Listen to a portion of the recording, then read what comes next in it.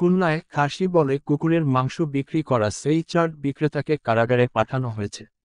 এর আগে বৃহস্পতিবার ১৪ ডিসেম্বর দুপুরে তাদের খুলনা মহানগর দায়রা জজ আদালত একে হাজির করে পুলিশ। শুনানি শেষে বিচারক মোহাম্মদ শরীফ হোসেন হায়দার তাদের কারাগারে পাঠানোর নির্দেশ দেন। আসামিরা হলেন ইমতিয়াজ হোসেন তাজ, প্রেম সরকার, মোহাম্মদ সিয়াম ও আবু সাইদ।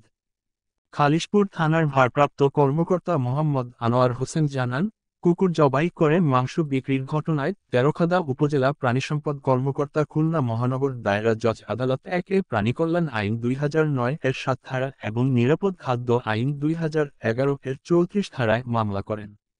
আদালত মামলাটি গ্রহণ করে শুনানি শেষে তাদের কারাগারে পাঠানোর নির্দেশ দেন। উল্লেখ্য, বুধবার বিকেল ৪টার দিকে খুলনা সরকারি পলিটেকনিক ইনস্টিটিউটের একটি পরিত্যক্ত ভবনে অভিযান চালিয়ে জবাই করা কুকুরসহ অভিযুক্ত ৪ জনকে আটক করে পুলিশ।